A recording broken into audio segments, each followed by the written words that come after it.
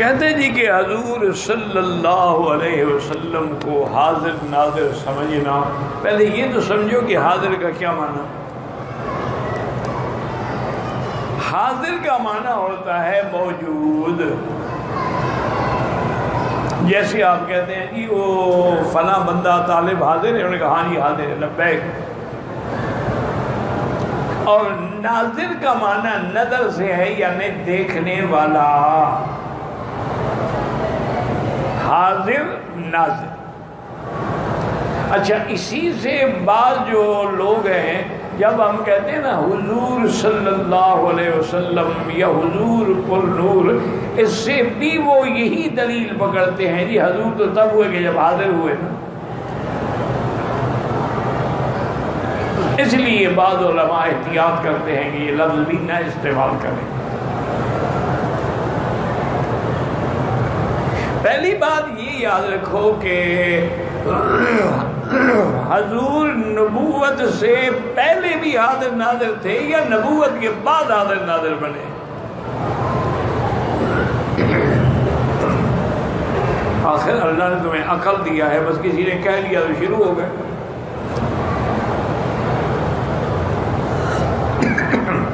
اگر حضور ہر جگہ حاضر ناظر ہیں اپنے بدن مبارک کے ساتھ، یا صرف روح حاضر ناظر ہے؟ پہلے کچھ سوچا بھی تو کرو نا، بس ایک لفظ یاد رکھا حاضر ناظر جی، حاضر ناظر جی، حاضر ناظر۔ اگر تو حضور اپنے جسم مبارک کے ساتھ ہر جگہ حاضر ناظر ہیں، تو کتنے بد نبی ہیں؟ ہر جگہ مثال ہے۔ اور اگر حضور آپ کے محفل میلاد میں حاضر ہو گئے، پھر مدینہ منورہ میں کون ہے؟ وہاں اور نبی ہے، یہاں اور نبی ہے۔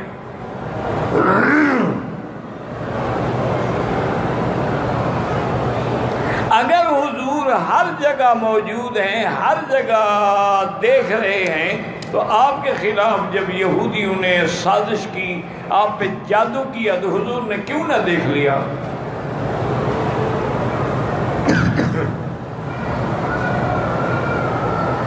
لبید بن الاسم یہودی نے حضور پر جادو کیا، اور کئی دن تک، بعض علماء کہتے ہیں سال، بعض کہتے ہیں 40 دن، یعنی بہرحال کافی مدت تک اس جادو کا اثر رہا حضور پہ، نبوت پہ نہیں، حضور کی زندگی پہ۔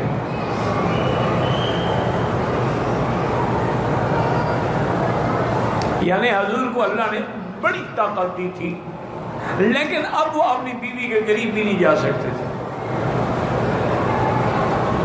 کھانے کا شوق ختم ہو گیا، بیوی کا شوق ختم ہو گیا، کسی نے کھلا دیا کھا لیا، ورنہ مانگتے نہیں تھے۔ طبیعت ہر وقت اداس تھی، گھٹی ہوئی تھی، آپ کا چہرہ مبارک جیسے گلاب کا پھول مرجھا جاتا ہے، ایسے مرجھایا ہوا تھا۔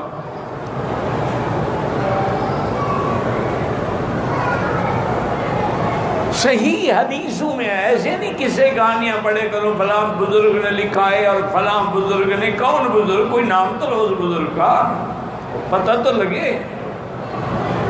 حدیث میں ہے، کون سی حدیث؟ اور جی حدیث شریف میں، ابھی حدیث شریف کون سی ہے؟ صحیح ہے، حسن ہے، مرسل ہے، منقطع ہے، موضوع ہے، کون سی حدیث ہے؟ پھر تمہیں یہ بھی پتا ہے کہ عقائد الگ ہیں، احکام الگ ہیں، فضائل الگ ہیں۔ بس ایک لفظ ہے، یاد کر لیا۔ اس عقیدے رکھنے والا پکا کافر ہو جاتا ہے۔ یہ صرف اللہ کی شان ہے جو ہر جگہ موجود بھی ہے اور دیکھنے والا بھی ہے۔ وَهُوَ مَعَكُمْ أَيْنَمَا كُنْتُمْ، وہ تمہارے ساتھ ہے چاہے تم جہاں ہو۔ اننی معکما اسمع و ارا، میں تم دونوں کے ساتھ ہوں، میں سن بھی رہا ہوں، دیکھ بھی رہا ہوں۔ یہ تو اللہ کی صفت ہے، اگر غیر میں ثابت کرو گے تو کافر ہو جاؤ۔ ان کے دماغوں میں اللہ جانے کیا آ گیا کہ حضور کے لیے ہر وہ صفت، اللہ نور ہے جی حضور نور ہے، اللہ حاضر ناظر ہے حضور بھی حاضر ناظر ہے، اللہ عالم الغیب ہے حضور بھی عالم، یعنی حضور میں ہر وہ صفت ثابت کرنا چاہتے ہیں جو خدا کے اندر ہے۔ تو جب نبی خدا بن گیا تو نبی اب کون ہوگا؟ ان کو تو آپ نے خدا بنا دیا نا، تو نبی۔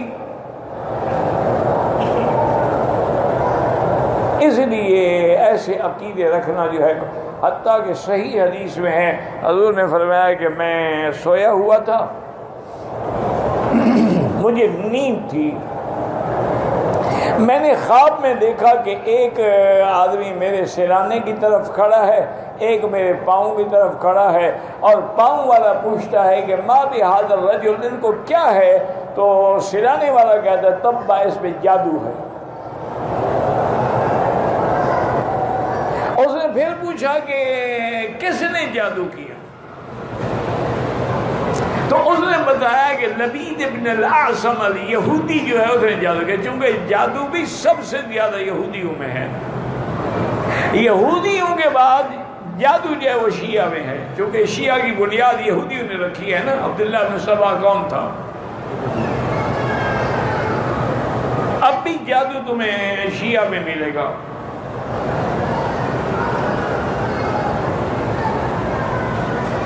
اللہ معاف فرمائے، اللہ معاف فرمائے۔ یا پھر جادو ان لوگوں کے پاس ہوتا ہے جو ہندوؤں کے قریب ہوتے ہیں، چونکہ ہندو جو ہے نا ان میں بھی جو جوگی ہیں پراگی ہیں، ان کے اندر بھی یہ باتیں ہیں جادو کی۔ تو بہرحال اس نے کہا کہ لبید ابن الاعصم نے، تو اس نے پھر پوچھا کہ کس چیز میں جادو کیا ہے؟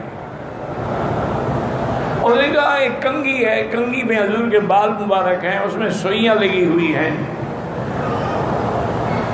اور نے کہا کہ وہ کنگھی کہاں ہے؟ اس نے کہا کہ فی بئر ذروان، یہ صحیح حدیث ہے سیاہ ستہ کی، یہ قصے کہانیاں نہیں، یہ تمہاری طرح نہیں ہے کہ جی بزرگ کو فرماتے ہیں، یہ بھی نہیں پتا بزرگ کو کون، جیسے شیعہ کہتے ہیں آواز آتی ہے، پتہ نہیں کہاں سے آتی ہے بدبخت کو آواز، کیا کہتے ہیں راوی کہتا ہے، بھی کون سا راوی؟ دریا راوی سے نکلا ہے، سترک سے نکلا ہے، بیار کون سا راوی؟ ہر جھوٹے آدمی کے ساتھ آگے حوالہ نہیں ہوگا۔ میں ایک بات ہمیشہ یاد ہے، جو حق والے ہیں وہ کہے گا بخاری میں ہے، مسلم میں ہے، نسائی میں ہے، ترمذی میں ہے، ابن ماجہ میں ہے، ابی داؤد میں ہے، مصنفات میں ہے، مرسلات میں ہے، مسندات میں ہے، حوالے سے بات کرے گا۔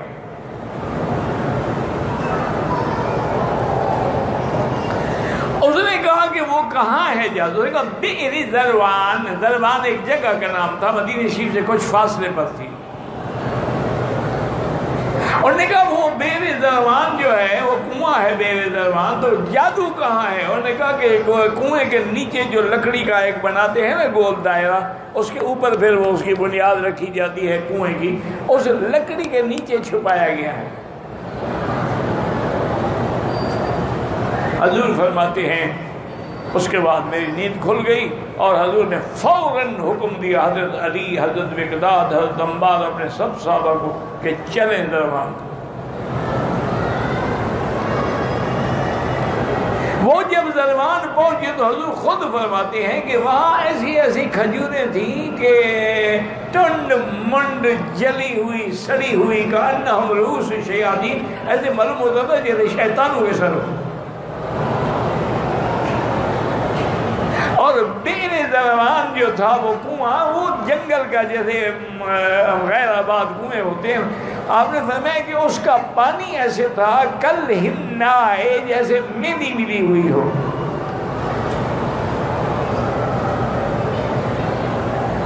حضور نے حکم دیا، حضرت علی اور حضرت مقداد جو تھے وہ کنویں میں اترے۔ اب انہوں نے ہاتھ مارنے شروع کیے، ڈھونڈتے ڈھونڈتے ڈھونڈتے وہ لکڑی کے نیچے سے وہ کنگھی نکل آئی۔ وہ کنگھی بھی حضور کی تھی۔ ایک یہودی غلام تھا، کبھی کبھی حضور کے گھر میں کام کرتا تھا، اس کو یہودیوں نے پیسے دے کے کنگھی چوری کرائی اور حضور کے بال مبارک بھی چوری کرائے۔ اسی لیے حکم ہے کہ علماء کو اور خاص طور پہ میری بیٹیوں کو، لڑکیوں کو اپنے بالوں کا بڑا احتیاط کریں، کیونکہ جتنے جادو ہوتے ہیں، جتنے جھوٹے طویل ہوتے ہیں، ان کا اصل سبب یہ بال ہوتے ہیں۔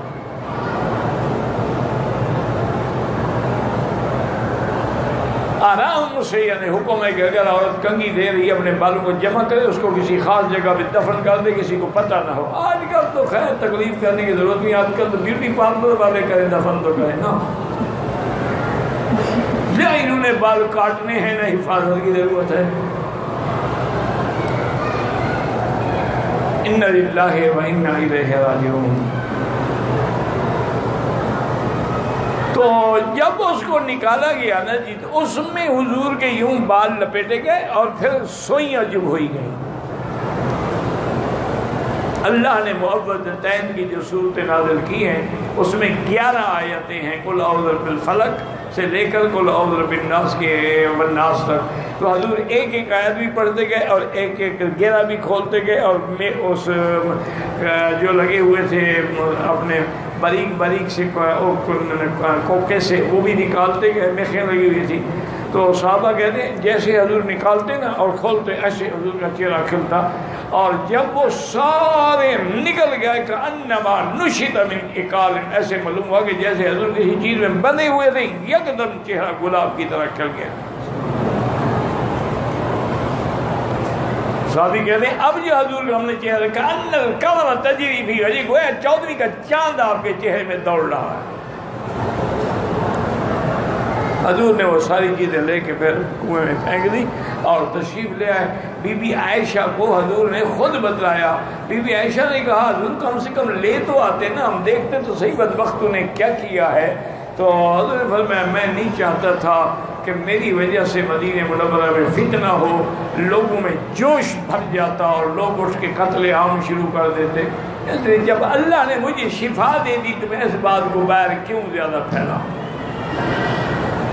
اگر ہر جگہ حضور حاضر ناظر ہیں تو جادو کر رہا ہے آپ کو پتہ بھی نہیں ہے، کنگھی چرا رہا ہے اور آپ کو پتہ بھی نہیں ہے، حضور کے بال چرا رہا ہے اور آپ کو پتہ بھی نہیں ہے، حضور صلی اللہ علیہ وسلم کے بالوں کو کنگھی میں لپیٹ کے سوئیاں لگا رہا ہے بدبخت، آپ کو پتہ نہیں ہے۔ پھر حاضر ناظر کا کیا معنی ہو؟ اور پھر اللہ کا قرآن وَمَا كُنْتَ لَدَيْهِمْ إِذْ يُلْقُونَ أَقْلَامَهُمْ أَيُّهُمْ يَكْفُلُ مَرْيَمَ۔ اللہ نے فرمایا میرا بدری جب بی بی مریم کے پالنے کے لیے جھگڑا ہو رہا تھا، قرآن داری ہو رہی تھی، آپ وہاں نہیں تھے، پھر حاضر ناظر کیسے ہوئے؟ اچھا حاضر ناظر ولادت کے بعد یا ولادت سے بھی پہلے آپ حاضر ناظر تھے؟ تو اگر پہلے دن سے حاضر ناظر تھے تو پھر ہم کلمہ موسیٰ علیہ السلام کا کیسے پڑھتے رہے، عیسیٰ علیہ السلام کا کیسے پڑھتے رہے؟ اگر حضور ولادت کے بعد حاضر ناظر تھے تو پھر آپ گم کیسے ہو گئے کہ وَوَجَدَكَ ضَالًّا فَهَدَىٰ، حضور آپ تو گم ہو گئے، پھر ہم نے آپ کو تلاش کر کے سیدھے راستے پہ لگایا۔ حاضر ناظر بھی گم ہو جاتا ہے۔ اِنَّا لِلَّهِ وَإِنَّا إِلَيْهِ رَاجِعُونَ۔